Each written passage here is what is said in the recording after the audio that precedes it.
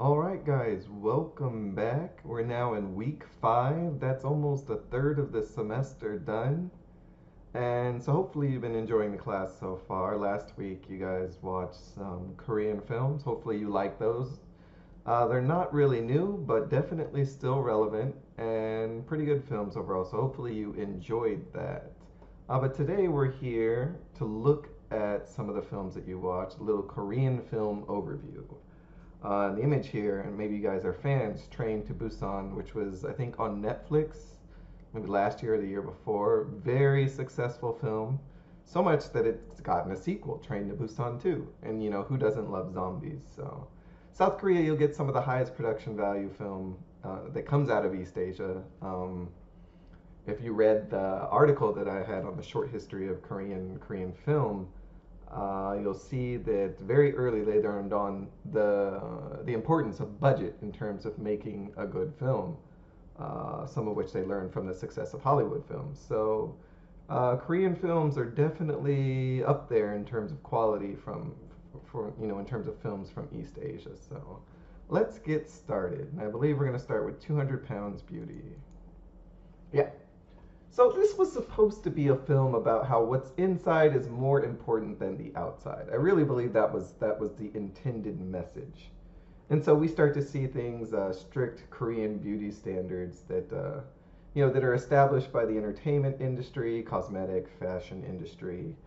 And so we see that the main character, Hanna, gets a full body makeover and turns into Jenny, and that's because her appearance was getting in the way of her making any progress in terms of her career as a singer. She was living in the shadow of somebody more beautiful, and so there are a lot of messages in this film. I think the father, who's constantly expressing how God is the only one who can do everything, and people simply do what they can. There's typo on there. What they can, which just implies that you can't be good at everything. It's not possible. There's a certain amount of effort that goes into looking beautiful, as opposed to, and when you put your effort towards that, you're taking away your effort from something else, maybe academics or sports or athletic ability. But you can't do everything. You can't be good at everything. And so I thought that was definitely a message that was reoccurring throughout the film. But not only that, but if you go back to the doctor in the film, the plastic surgeon, who was constantly reinforcing the idea that the beauty is confidence, that she could change her outer being, but in the inside she'd still be the same person. And you actually see that same concept in Miss Granny, for those of you who watch that, about the older woman who goes and gets turned back into a 20-year-old young woman. So, but the reality of the situation in South Korea is that the entire movie contradicts this purpose of showing that what's inside is more important, because her life is significantly better after surgery.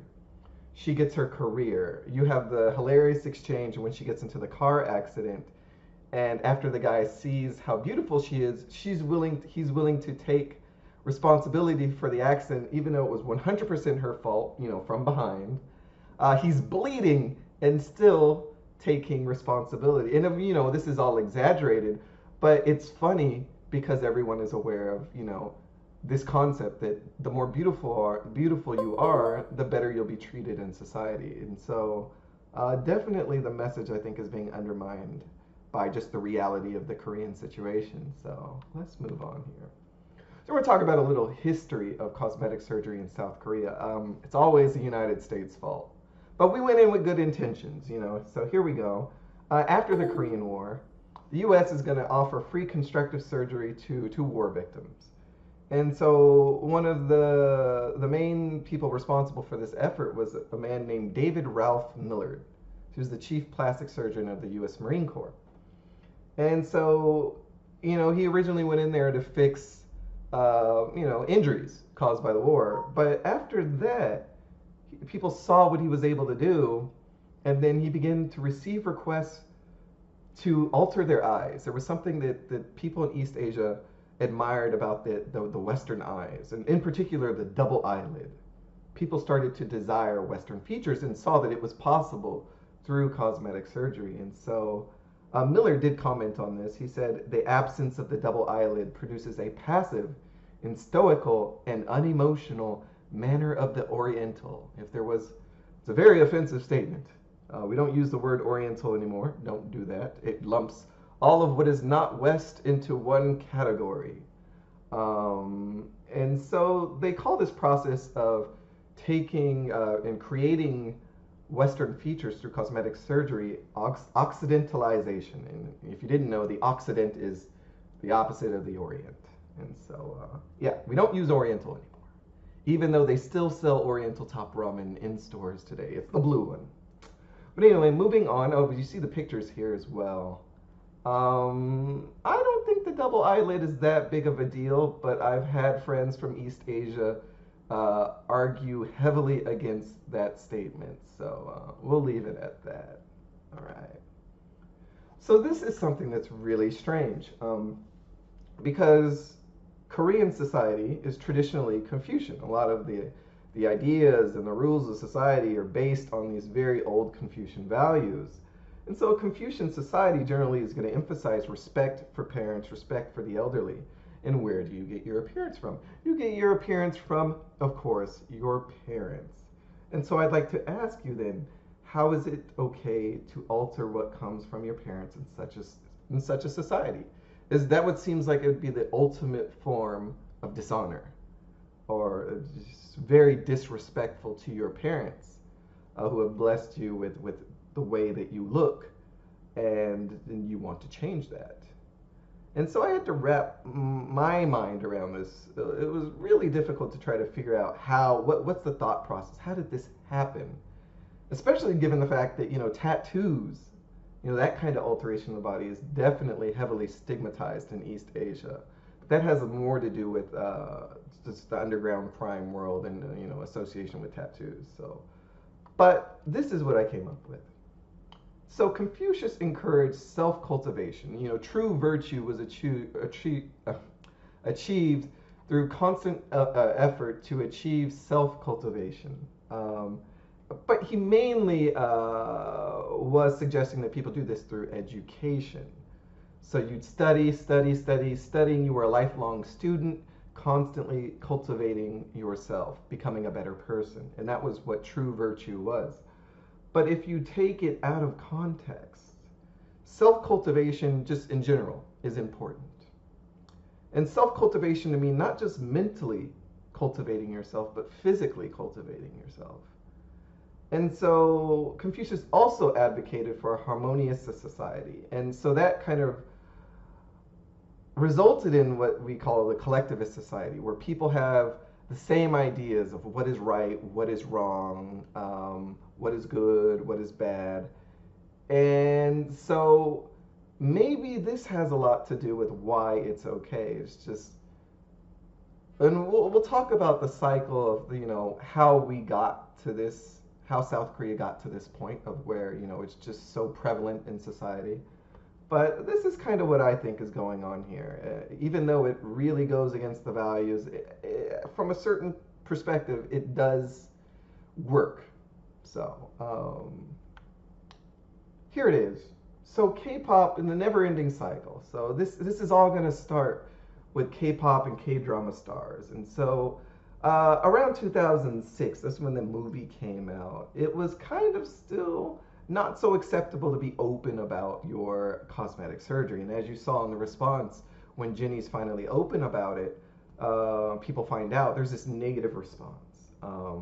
You probably never get that response today. No one really cares about what kind of cosmetic surgery you've had in South Korea. But at that time, they were still at this place where it was still frowned upon. But as more artists and more actors became more open about it, as you saw in the film, you start to get an acceptance of this fact by fans, that this beauty that's being brought in the entertainment industry in South Korea is, being enhanced by cosmetic surgery. And it became so widespread that you have no choice but to accept it. You're not just isolating one particular star, it's everybody's doing it. And once everybody admits it, it becomes acceptable. And so you've got this acceptance of cosmetic surgery in a competitive society. So now cosmetic surgery becomes a means to stay competitive in terms of maintaining your appearance. And so that's going to increase demand. And once you increase demand for cosmetic surgery, you're going to get competition among the cosmetic surgery clinics. They're going to be trying to attract business. And essentially, they all offer the same product. And you could differentiate yourself by the skill. Maybe you've worked on famous people. But realistically, the main way that they're going to compete is in terms of price. Of course, prestige is another way, but price.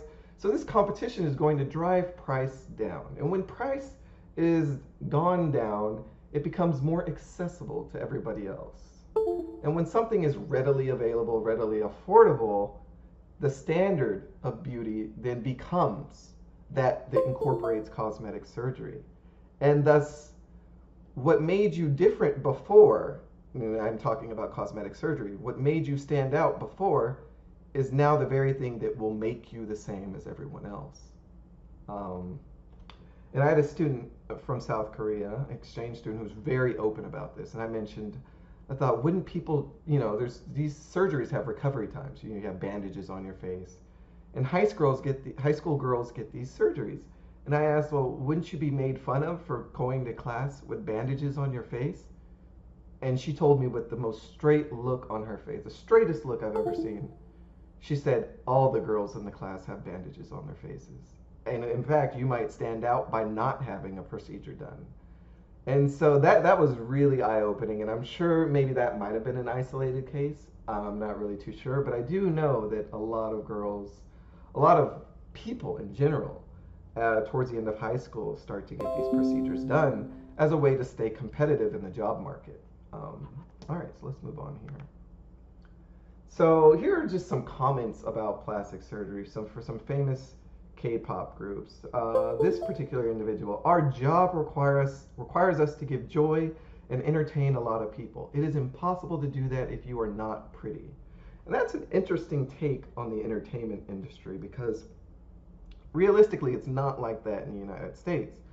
I can think of some people who are not that beautiful in terms of facial appearance, who have brought the world a lot of joy through their talents. One is Seal. Maybe you guys like Seal. I don't know if you guys know who Seal is. The guy who used to be, I don't know if he's still married, but was married to Heidi Klum, the fashion model. Yeah, he's not that great looking in the face, but his music, his voice, amazing. And so he brought joy to the world through his music. Despite how he looked, it wasn't really that important. But here you see this idea of that it's impossible to entertain, it's impossible to give people joy without looking beautiful. And I think that's a concept that runs pretty true in South Korea, at least in the entertainment industry. Now we have the Brown-Eyed Girls. The Brown-Eyed Girls weren't so attractive at the time of their debut. I didn't think they would last long. Well, what does what you look like have to do with the music that you're producing? So again, showing and emphasizing the importance of appearance in the South Korean entertainment industry. All of Six Bomb, and this one was really different because they had, I think, two videos, becoming prettier and before and becoming prettier after. And these two different videos. And the second video featured lyrics that was describing the joys of surgery, while revealing the new faces of each member. The company spent $93,000 for each girl to get pretty much every surgery possible on the face and also the breasts. That's a lot of money, a huge investment, which entertainment companies see as being worth it, because not looking beautiful is detrimental to one's success in the entertainment industry in South Korea. So here was actually something right from the film that we watched, that Kara was supposed to promote natural looks originally, but later the lead rapper revealed that that members of the group did have plastic surgery. And here's an example here of a drastic difference. This is not just cosmetic surgery, it's cosmetic surgery plus cosmetics, but definitely doesn't look like the same person. But anti-aging surgery is also very popular. And there's one thing that you really need to know about the beauty standard in South Korea is it's not just beautiful, but youth, new. And that's going to be a reoccurring theme in South Korean society and entertainment is that what's young and what's new is always best. And so in order to stay relevant, you have to stay new. And in order to stay new, you have to stay young, which is a little difficult to understand just when you hear it, but definitely is true. And they worked magic on this one. Facelift, I think, and maybe a couple other things, but she looks like a completely different person. So I'm sure plenty of you have I've gotten, people have just made comments. I'm not too familiar with some of the K-pop stars, and I'll confuse one K-pop star for another star, and someone says, "Oh, well, that's racist." Well, I argue that it's not, especially when you engage in this level of cosmetic surgery. So this is the Miss Daegu uh, 2013 beauty pageant contestants. And if you just look at the faces, there's very little variation here. And I think the same problem was mentioned in the competition for Miss Korea as well. That just the industry has created so little variation in terms of facial appearance that what kind of contest can you really have? But maybe that's a good thing. Maybe you'll focus more on the inner beauty rather than the outer beauty. I don't know. But yeah, they call these sisters when your father is technically the same cosmetic surgeon, someone who's had the same procedures done as you, and you start to look similar. Very interesting concept. Moving on here. So I got my hands on a cosmetic surgery questionnaire, and you might be wondering, why is this useful? Oh, it gives you an idea of what the clinic perceives as the reasons why people are getting cosmetic surgery, which, is going to reflect, obviously they've done their research. And, through data collection, they've narrowed down the reasons to these and they're trying to collect more data. So one of the reasons is preparing for a job. You might ask, why do you need cosmetic surgery to prepare for a job? Well, first of all, your job application is going to have your picture on it. Yeah. And very often than not, a very competitive society in South Korea, and people are going in with very similar academic qualifications. Think the US in terms of competition to get into a university. Everybody has a 4.0 these days. People have AP classes 4.5s. I'm sure some of you are familiar with that concept. And so it becomes impossible to differentiate just based on ability alone. So they start to look at things like extracurricular activities, volunteer work, leadership roles, things that are not necessarily correlated with how well are you going to do in school. But when you're out of options, you're out of options. And so in South Korea, the first thing is going to be the prestige of your university. What university did you go to? And there's a reason for that, and we'll talk about that more when we get to Japan because it's pretty much the same reason. But the second one is going to be, well, if you went to the same level of a university, which one looks better? And sometimes that'll be the deciding factor. You might lose a job to someone who looks better than you. And actually, you might lose a job to someone who didn't go to a university that was as good as yours, but technically looks better than you did. It was close, university. They chose the person that looked better anyway. So that's why preparing for a job is there. And the reason why that's there is also graduation gifts. I wonder did you guys get anything when you guys graduated from high school? I'll tell you what I got. I got a rib dinner from Lucille's. Probably not the worst graduation gift, but definitely not the best. I think I also got a Sony Vaio, which it was okay. It was like a mid-grade level Sony Vaio, but it's nothing like some of the kids from Naples or Los Alamitos who had, a BMW with a bow wrapped around it, getting a car. But in South Korea, some of the kids are being presented with the gift of cosmetic surgery. The reason why is you're starting new. You're in new environment, new face, new start. People don't know what you look like, and so now they'll think that you were naturally beautiful, and usually that's not the case. Most people don't care, but it's to give their children an edge in the employment market. because appearance is important. Um, yeah, so we'll leave it at that. Wedding. I really don't understand this one. If you're getting married, if you decide to get married, this person, obviously, you guys people are willing to commit without any kind of enhancements to appearance. But some people want to look exceptionally well for their wedding. So maybe that's what that is. Regaining self-confidence. Oh, you understand that one from the film. Suggestions from people. I thought this one is strange. Do people just randomly walk up and say, "Oh, you should get your nose done, or you should get your eyes done"? But we did see that scene when Jenny first joins the entertainment company again, and the first thing they start to do is make suggestions as to what she should have changed about her face. When they, unknowingly, she already had cosmetic surgery done. So maybe people do. I don't know. What kind of look do you want? Natural, very different, completely different. I'm curious to know what those would look like.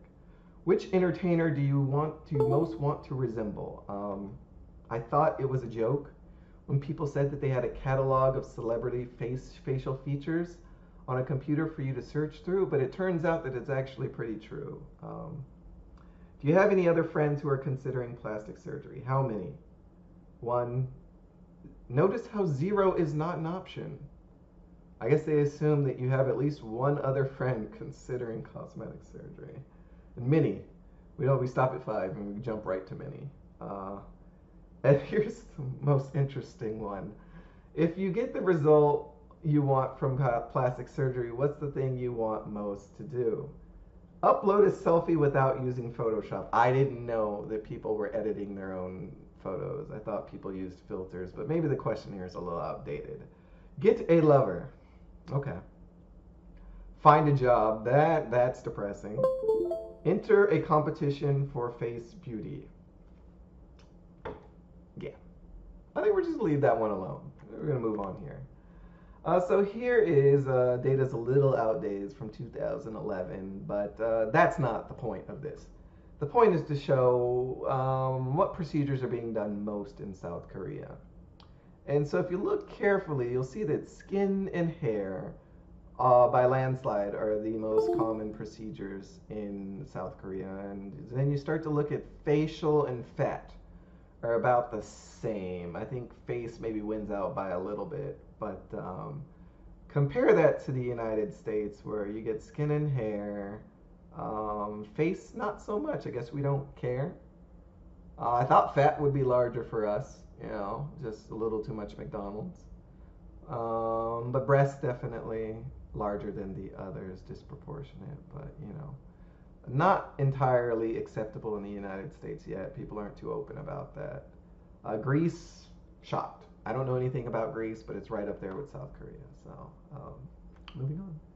So men, yes. So we're used to the double standard of people expecting women to look a certain way in the United States.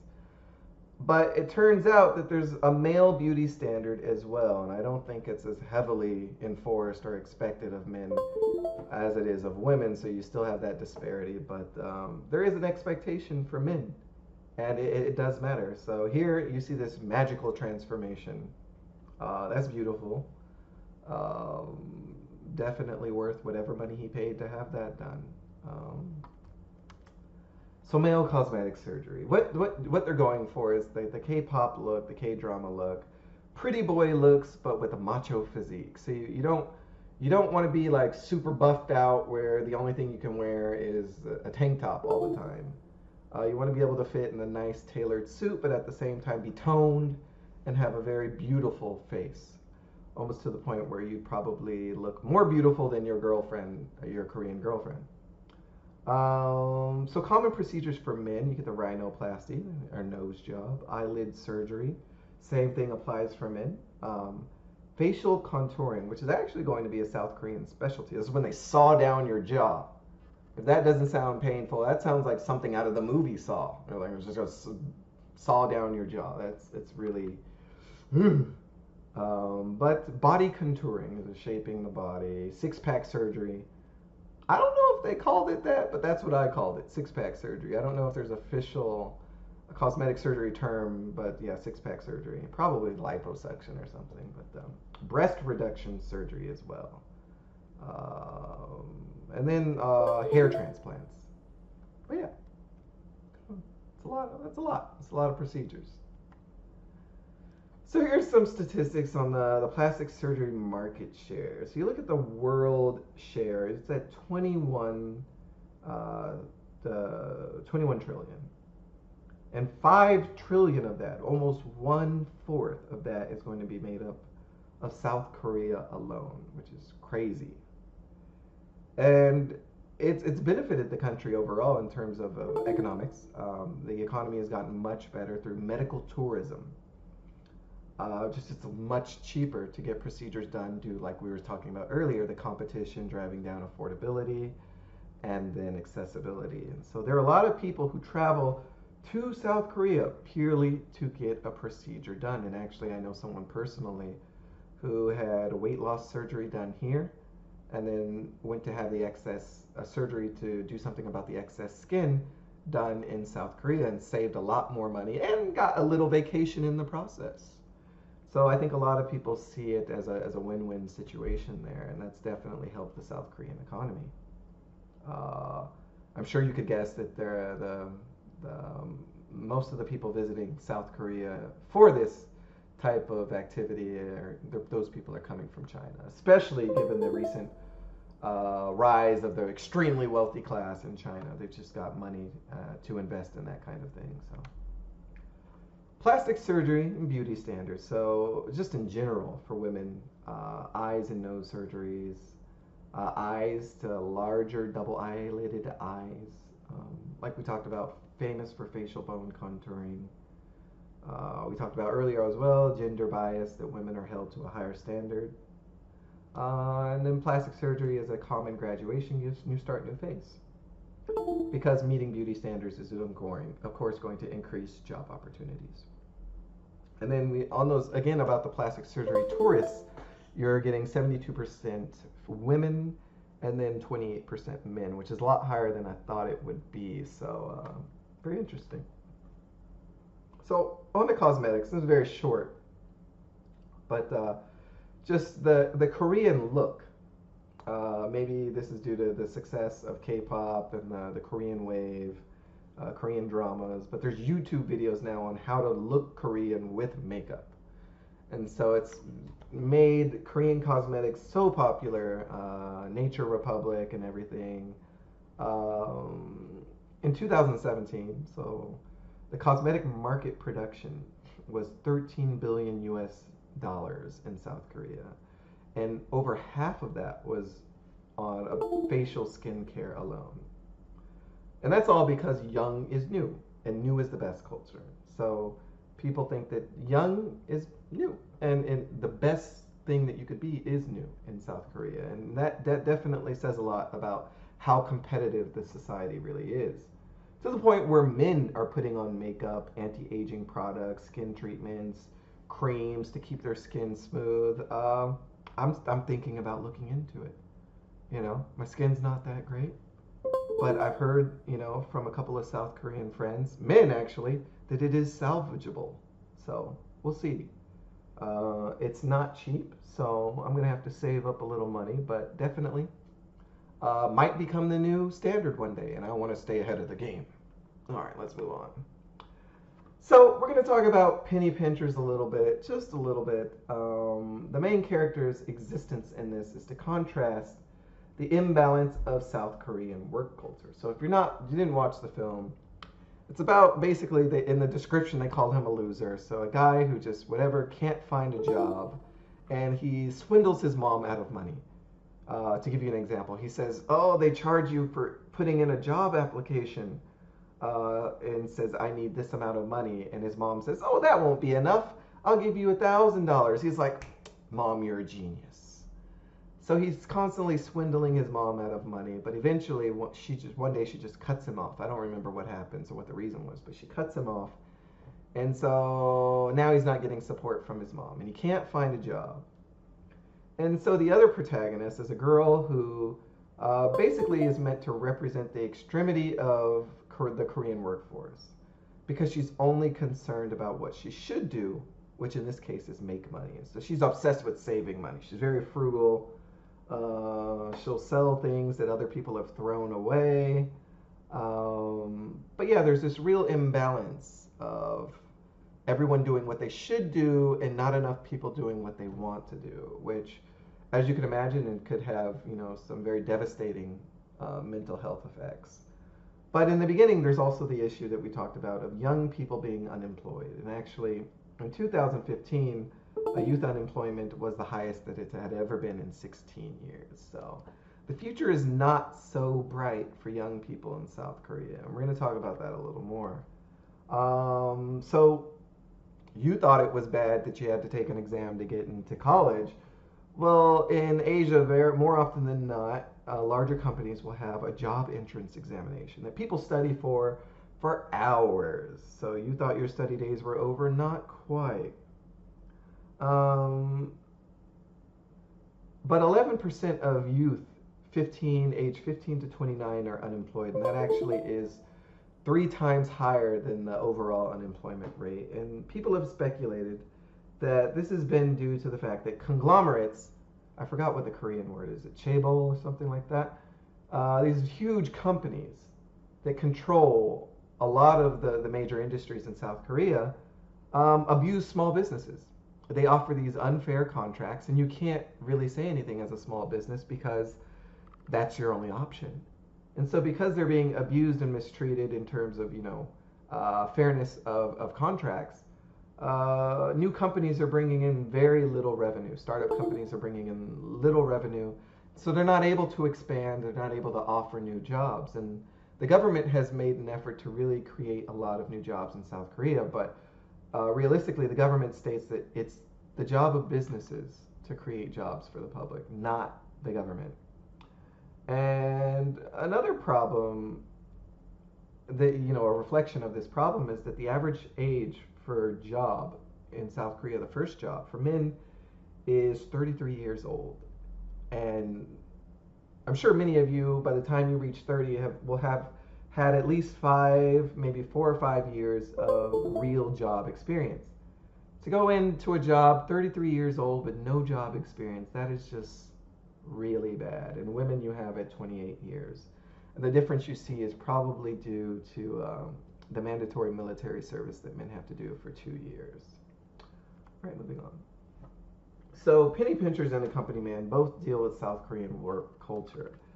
And so traditional company structure is going to greatly resemble Japan, because they got that from Japan. Japan was, when it occupied South Korea, the wealthy South Korean leaders went to Japan to study business, how to run a business. And so the culture is very similar. So they have things like lifetime employment, collectivism, company loyalty. And Koreans actually work the second longest hours in the OECD. But at the same time has the worst productivity in the OECD. So you might be asking, well, what are they doing? There's several reasons for this. One of which is just the mobile phones have made it a lot easier to slack off when you're working. That's a major reason. You might be playing whatever latest mobile phone game is and not doing your work. Since you have to be there a long time, you may as well get some entertainment out of it. But one of the biggest factors is the hierarchy involved in the South Korean business management system. Is just that maybe one day the director of the company is going to demand a report on something. And so for maybe a few days, the team will completely stop what they were working on to prepare this elaborate report for the executives. And ultimately, it'll have done nothing more than inform someone who could have found out themselves by maybe asking a member of the team. But just that formality that this person has to report to this person, and this person has to report to this one, and this person has to report to this one. This ranking system where you can't, the people at the bottom can't directly communicate with the people at the top. And so you get these meaningless reports that are so time consuming.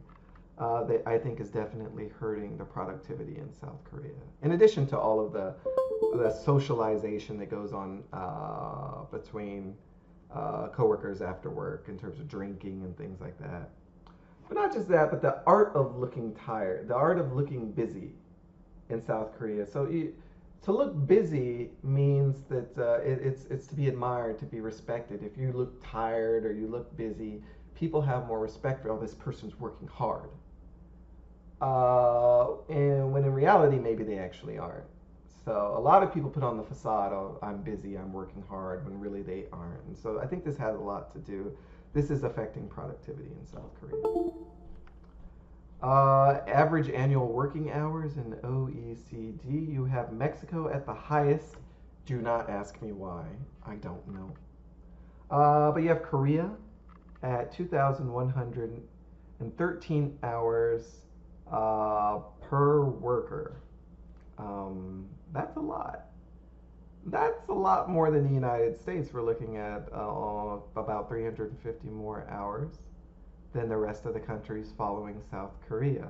And the United States is slightly above of the average, and Japan's actually right along with the average. So Japan has made some efforts, but South Korea, Japan used to be where South Korea is right now, but you know, just that over time, the generations, things have changed. But South Korea is definitely in a place where Japan used to be, and I expect China to maybe end up in a similar position as South Korea. This just seems to be a trend that goes on in East Asia. But so a company man, we're moving on to a company man.